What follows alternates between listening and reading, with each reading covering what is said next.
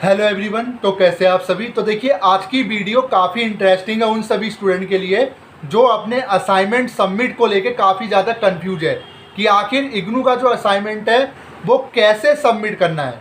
ठीक है, तो आज की वीडियो काफ़ी इंपॉर्टेंट है और आज की वीडियो में कुछ चीज़ें आपके साथ डिस्कस करूँगा और कुछ ऐसी गलतियाँ जो बच्चे करते असाइनमेंट सबमिट करते टाइम उनको आपको नहीं करना है। अगर वो गलती अगर आपने कर ली ना तो समझ लेना आपका जो असाइनमेंट है ना वो रिजेक्ट हो जाएगा। रिजेक्ट हो गया, पूरी मेहनत खराब, पूरे नंबर 0।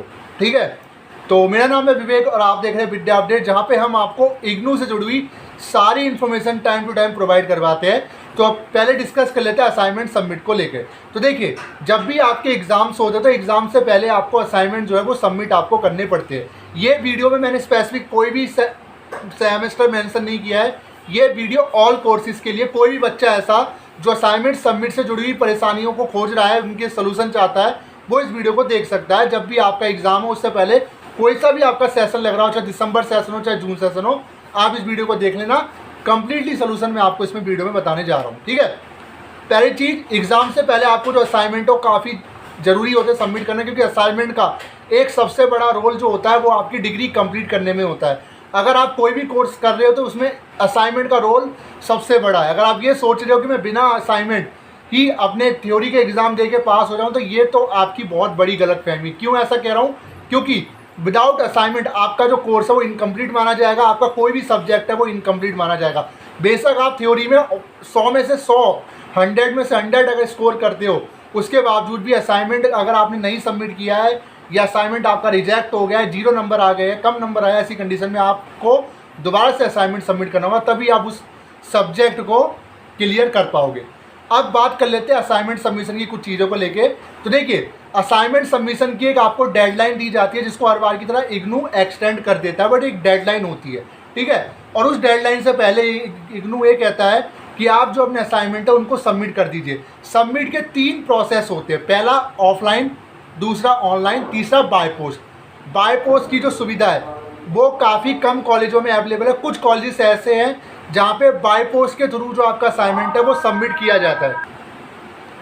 तो जो बाय पोस्ट की फैसिलिटी है वो कुछ कॉलेजेस में अवेलेबल होती है।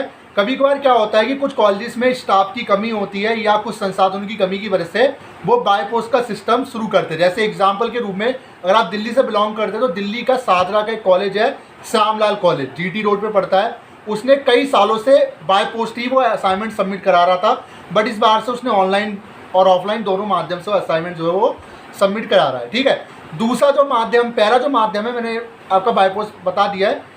अब बात कर लेते हैं ऑफलाइन सबमिशन की। देखिए, जब भी आप ऑफलाइन सबमिट करने जाते हो तो ऑफलाइन सबमिट करते समय आपको एक चीज़ का ध्यान रखना है।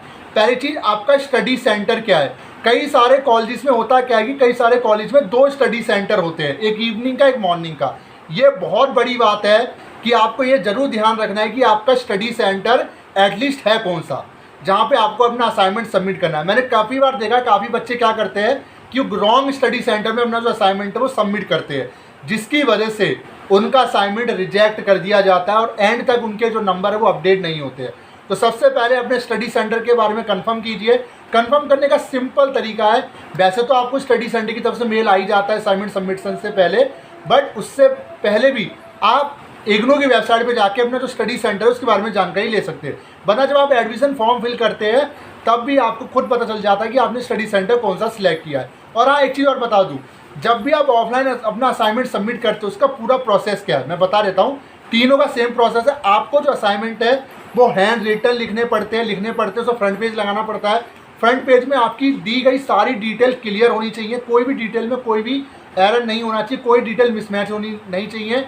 आपका आईडी कार्ड प्लस आपका जो है क्वेश्चन पेपर होता है और फिर आपका जो सॉल्व असाइनमेंट है वो आप बनाते हो, पूरी एक फाइल बना देते हो। जब भी आप असाइनमेंट सबमिट करने अपने सेंटर जाते हो, स्टडी सेंटर में जहाँ आपके असाइनमेंट सबमिट होते हैं, वहाँ सबसे बड़ी बात आपको ये ध्यान में रखनी है कि जब भी आप अपने असाइनमेंट सबमिट कर रहे हो तो ये जरूर एश्योर कर लो कि आप जो भी असाइनमेंट सबमिट कर रहे हो आपके द्वारा दी गई सारी डिटेल बिल्कुल एक्यूरेट है, बिल्कुल करेक्ट है, उनके अकॉर्डिंग भी और आपके अकॉर्डिंग। और कभी कभार ये भी देखा गया है कि कभी कभार स्टडी सेंटर भी जो है वो चेंज कर देता है इग्नू। जी हाँ, ऐसा कई बार हुआ है। मैं ऐसे भी बच्चे को जानता हूँ जो बच्चा फर्स्ट ईयर में उसका स्टडी सेंटर कुछ था, सेकेंड ईयर में जब वो री रजिस्ट्रेशन करवाता है देन उसके बाद जो उसका स्टडी सेंटर होता है वो चेंज कर दिया जाता है, एकदम से उसको मेरा आ जाता है दूसरे किसी कॉलेज से, तो वो कंफ्यूज हो जाता है कि मैंने तो फर्स्ट ईयर में किया था। तो ये बिल्कुल मत सोचना कि मेरा स्टडी सेंटर चेंज नहीं होता, हो जाता है, ऑटोमेटिक कन्फर्म हो जाता है। ये डिपेंड करता है उस स्टडी सेंटर में बच्चों की संख्या कितनी है, तो ये भी होता है, ठीक है।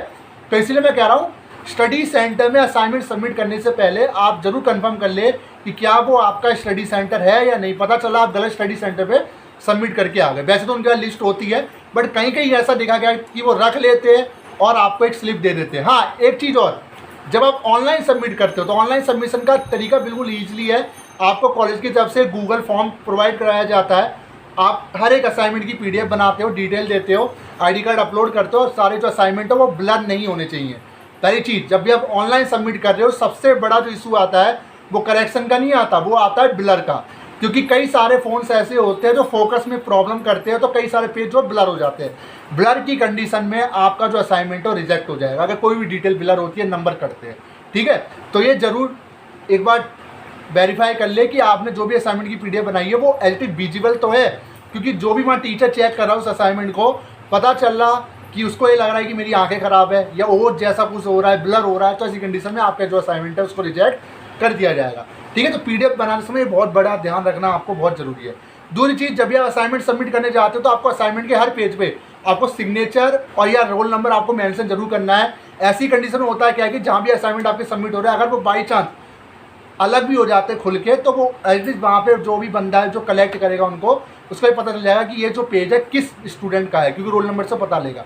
और बाकी सीरियल नंबर जरूर डाले, ठीक है। अब सबसे इम्पॉर्टेंट चीज़ जो आपको ध्यान रखनी है वो मैं आपको बता देता हूँ। पहली चीज़, अगर आप ऑफलाइन असाइनमेंट सबमिट करने जा रहे हो उस कंडीशन में आपको रिसीव की जो स्लिप है वो आपको ज़रूर कलेक्ट करनी है। क्योंकि मैंने देखा है कई बच्चे क्या करते हैं, असाइनमेंट सबमिट किया, उन्हें जो भी स्लिप मिलती है वो फाड़ के फेंक देते हो। ये बिल्कुल नहीं करना है। अगर आपको ये लग रहा है कि मैंने असाइनमेंट सबमिट कर दिया, मुझे नंबर मिल गए, बिल्कुल गलत है। क्योंकि असाइनमेंट सबमिट करने के तुरंत बाद आपको नंबर नहीं मिलते हैं। असाइनमेंट सबमिट करने के 3 से 4 महीने बाद अपडेट होना शुरू होता है। तो जिनको ये लग रहा है कि मैंने तो सबमिट कर दिया, मेरा स्लिप का काम खत्म हो गया, या ऐसे ही बच्चे होते हैं जो स्लिप कलेक्ट करना भूल जाते हैं या किसी सेंटर पे वो मांगना भूल जाते हैं, तो ये आपका पहला अधिकार है। अगर उनके पास स्लिप नहीं है तो किसी एक कागज़ पे उनकी स्टैम्प कॉलेज की या साइन जरूर करवा ले, रिसीव की डेट डलवा ले, और जो भी कोऑर्डिनेटर, जो भी वहाँ इंचार्ज है जो आपके असाइनमेंट सबमिट कर रहा है, उसके सिग्नेचर रिसीव के जरूर होने चाहिए। क्यों? क्योंकि एंड टाइम पे मैंने काफ़ी बच्चे ऐसे देखे हैं जिनके असाइनमेंट के नंबर नहीं आते, तब उनसे प्रूफ मांगा जाता है रीजनल सेंटर द्वारा कि आप प्रूफ दिखाइए कि क्या आपने असाइनमेंट सबमिट किया था। अब आप तो निकले वो वाले बच्चे कि हाँ मैं तो स्लिप फाड़ के फेंक दी, तो ऐसी कंडीशन में प्रॉब्लम आती है। तो ये चीज़ मैं आपको बता रहा हूँ, आप साबित नहीं कर पाओगे, ठीक है। तो देखिए, ऑफलाइन जब भी आप सबमिट करो तो स्लिप जरूर ले लेना। अगर फ्यूचर में कोई भी असाइनमेंट के नंबर अगर आपके नहीं आते, ऐसी कंडीशन में आपका प्रूफ होगा और प्रूफ के तहत आपकी जो प्रॉब्लम उसको रिजॉल्व किया जा सकता है, ठीक है। चीज़ को मैंने आपको बता दिया, ये ऑफलाइन में सबसे ज़रूरी चीज़ है। अब एक चीज़ और आती है बच्चों की, सर ऑनलाइन में सबमिट करते समय में किस चीज़ों का ध्यान रखना है। पहली चीज़, ऑनलाइन में जब आप गूगल डॉक्यूमेंट के थ्रू अपना असाइनमेंट सबमिट करते हो तो आपको तुरंत एक ईमेल आ जाता है आपके उस जीमेल पे। वो ईमेल या तो आपकी स्पैम फोल्डर में आएगा या जो जहाँ मेन मेल है वहाँ आ जाएगा रजिस्टर ईमेल पे। और जब भी आप ऑनलाइन अपना असाइनमेंट सबमिट कर रहे हो तो ये ज़रूर वेरीफाई करें कि आपका जो रजिस्टर ईमेल है उसी के थ्रू आपका असाइनमेंट जो है वो सबमिट होना चाहिए। अगर पता लगा आप अपने भाई के ईमेल से कर रहे हो, बहन की ईमेल से कर रहे हो, वो कंसीडर नहीं किया जाएगा। सिर्फ रजिस्टर ईमेल जो है उसी से आपको जो ऑनलाइन अगर मांगा गया है आपसे कॉलेज से, तो ऑनलाइन आप सिर्फ रजिस्टर ईमेल से ही आपका जो असाइनमेंट है वो सबमिट किया जाएगा, ठीक है। और स्लिप आपको मिल जाती है, स्लिप को स्क्रीनशॉट या उससे सेव करके रख लीजिए, वो ऑटोमेटिक जनरेट हो जाती है जैसे ही आपका सबमिट होता है ऑनलाइन, ठीक है, गूगल डॉक्यूमेंट के द्वारा। वो भी बहुत अच्छा प्रूफ है। तीसरी चीज़, अगर जब आप असाइनमेंट बाय पोस्ट सबमिट करें, जो कि काफ़ी ना के बराबर है, कुछ इलाकों में होता है जहाँ फैसिलिटी नहीं होती, तो ऐसी कंडीशन में जो आपको इंडियन पोस्ट की स्लिप मिलती है उस स्लिप को आपको संभाल के रखना है। क्योंकि ये जो स्लिप है ना, यही आपका एक प्रूफ है जिसमें इग्नू का कॉलेज मेंशन होता है, और उस स्लिप में आपका वजन भी होता है आपके टोटल असाइनमेंट का, और उस स्लिप के तहत ही आप ये क्लेम कर सकते हो कि मैंने असाइनमेंट अपना सबमिट किया। तो यही चीज़ मुझे आपको बतानी है, क्योंकि मैंने कई बच्चे देखे जो कुछ महीनों से असाइनमेंट के लिए भटकते हैं क्योंकि उनके पास प्रूफ नहीं होता, असाइनमेंट के नंबर नहीं चढ़ते। ये चीज़ को मैं आपको बार बार बता रहा हूँ, और असाइनमेंट अपडेट होने में थोड़ा टाइम लगता है, बाकी चीज़ें हम अपडेट करते रहेंगे। तो बस इतना था इस वीडियो में। वीडियो कैसी लगी जो बताएगा।